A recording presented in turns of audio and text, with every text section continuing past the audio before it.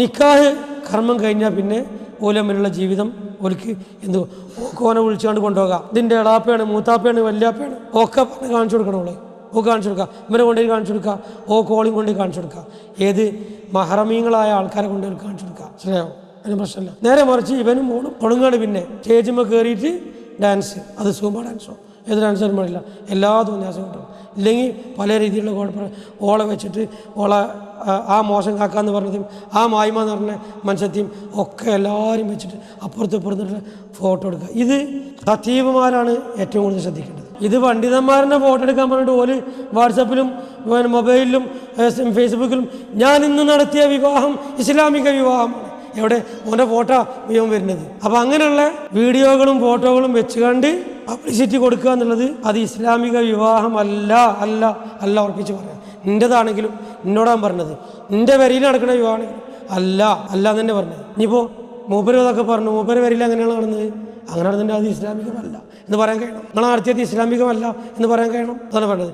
ഇത് വാപ്പാനോട് പറഞ്ഞാൽ വാപ്പ പറയണം, മക്കളെങ്ങനെയാണ് മക്കൾ തുണി കഴിച്ചിട്ട് റോഡ് കൂടി നടക്കുമ്പോൾ മക്കളും ഒന്നും പറയില്ലേ. ഇപ്പോൾ നമ്മളെ നാട്ടിൽ തന്നെ ആധികാരികമായി പറയേണ്ട ഒരാൾ പറഞ്ഞപ്പോൾ അയാൾ പറഞ്ഞത് അത് മക്കളങ്ങനെയല്ലേ, മക്കൾ പോലെ ഇഷ്ടം പോലെ നടത്തിയതെന്നാണ് പറഞ്ഞത്. അപ്പോൾ എവിടെയാണെങ്കിലും എനിക്ക് ഉണ്ടാവും, മാതാപിതാക്കളിൽ നിന്ന് നിയന്ത്രിക്കാം, മക്കൾക്ക് അവർക്ക് സ്വയം തീരുമാനമെടുക്കാം, ഒക്കെ ചെയ്യാം. എന്നാൽ ഇങ്ങനെയുള്ള കല്യാണത്തിൽ ഒരിക്കലും ബർക്കത്തുണ്ടാവില്ല, ഉറപ്പാണ്. അങ്ങനെ നടന്ന കല്യാണങ്ങളൊക്കെ മിക്കവാറും പൊട്ടലും ചീറ്റലും, അമ്മായിമ്മ പോരും മരോള് പോരും വീട്ടിൽ പ്രശ്നങ്ങളും കാര്യങ്ങളും ഒക്കെ എവിടെയെങ്കിലുമൊക്കെ ഉണ്ടാവും. അല്ലാത്ത ഉണ്ടാവില്ല എന്നല്ല പറഞ്ഞ അർത്ഥം. പക്ഷേ അങ്ങനെ നടന്നതിൽ ഭൂരിഭാഗം ആൾക്കാരും എവിടെയെങ്കിലും വെച്ച് പൊട്ടലും ചീറ്റലും ഒക്കെ ഉണ്ടാകാനുള്ള സാധ്യത കൂടുതലാണ്. അതുകൊണ്ട് അത്തരം വിവാഹങ്ങൾ സെൽഫിയാണെന്ന് പറഞ്ഞ് നടക്കുകയും അതിൻ്റെ വലിയ കുളിയണ്ടർമാരാകുകയും ചെയ്തിട്ട് പിന്നെ വീഡിയോ ഫോട്ടോ ഒക്കെ മുന്നിൽ വെച്ചിട്ട് ഇങ്ങനെ അവിടെ കാണുന്നതും ഇത് കാണുന്നതും ഒക്കെ ഇങ്ങനെ പബ്ലിസിറ്റി കൊടുക്കുന്നത്, അതാണ് അതിനെക്കുറിച്ചാണ് ഞാൻ പറഞ്ഞത്. അപ്പോൾ അതൊക്കെ വളരെയധികം തെറ്റാണ് എന്നുള്ളതാണ് മനസ്സിലാക്കുന്നത്. പിന്നെ അത് കുറേ ദിവസം കഴിഞ്ഞാൽ ആൽബമായിട്ട് വരും, വീഡിയോ ആയിട്ട് വരും.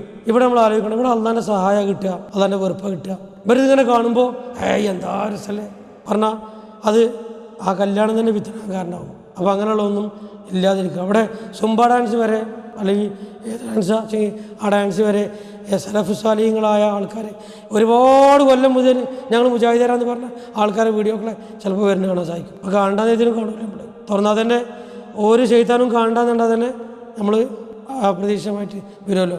ഈ മാത്രമല്ല കാതടപ്പിക്കുന്ന സംഗീതങ്ങൾ, ഈ റബ്ബെ ചില കല്യാണത്തിനൊക്കെ പോയാൽ ആ ഹാളിൽ കിടക്കാൻ പറ്റില്ല. ഹാളിൽ കൂടി ഇങ്ങനെ പോകേണ്ടി വരും പുറത്തേക്ക് ഭക്ഷണം കഴിക്കാൻ. പോകില്ല, എന്ത് ചെയ്യുക, തിന്നാതെ പോരണ ശരിക്കും അവിടെ നിന്ന്. വൃത്തിയായിട്ട് ആ സദസ്സിക്ക് പോയാൽ ഇമാം ഷാഫിയോ മറ്റോ പറഞ്ഞത് ഓർക്കാണ്, സംഗീതം കേട്ടാൽ പിന്നെ ആദ്യം ഷാഹത്തിലാണ്.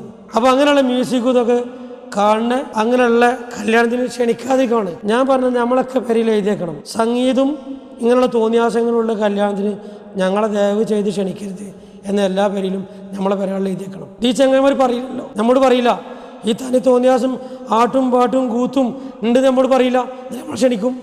മാന്യന്മാരായ ഹയാവുള്ള നല്ല മോമിനിയങ്ങളായ മനുഷ്യന്മാർക്ക് ഇത്തരം തോന്നിവാസ കേന്ദ്രങ്ങളിലേക്ക്, കള്ളുടികന്മാരുടെ കേന്ദ്രങ്ങളിലേക്ക് പോകാൻ നമുക്ക് കഴിയില്ല. അതിനേക്കാൾ വൃത്തിയായിട്ട് സദസ്സുകളായിരിക്കും. അപ്പോൾ അത് ആദ്യം പറയാം, ഞങ്ങളിവിടെ ഒപ്പനുണ്ട്, ഡാൻസ് ഉണ്ട്, അല്ലെങ്കിൽ ഇങ്ങനെ പേക്കൂത്തുകളുണ്ടെന്ന് പറഞ്ഞാൽ അത് രക്ഷപ്പെടാമല്ലോ. അപ്പോൾ ഇങ്ങനെ ആണും പെണ്ണും കൂടിക്കലർന്ന് നിൽക്കുന്ന വിവാഹ സ്ഥലം, അത് യഥാർത്ഥത്തിൽ അവിടെ പങ്കെടുക്കുന്ന സ്ത്രീകളും ഇപ്പോൾ ഈ മധുരമൊക്കെ ഉണ്ടാവും, ചിലപ്പോൾ കഴിക്കാൻ വേണ്ടി എടുത്ത് വെച്ചിട്ടുണ്ടാവും. ചിലപ്പോൾ ആണുങ്ങളും പെണ്ണുങ്ങളുമാണ് ഒരുമിച്ചാണെങ്കിൽ അവിടെ ഒരിക്കലും നമുക്ക് മടിയാക്കരാം. അയാളുടെ പെണ്ണുങ്ങൾക്ക് അവിടെ ഒന്ന് തിന്നാൻ മടിയാക്കരാം. അത്ര കല്യാണത്തിൽ നമ്മൾ പോയാൽ അങ്ങനെ ഉണ്ടായിട്ടുണ്ട്. പെണ്ണുങ്ങൾ ഉള്ളിൽ കൂടി പോയിട്ട് എടുക്കാൻ പറ്റുള്ളൂ.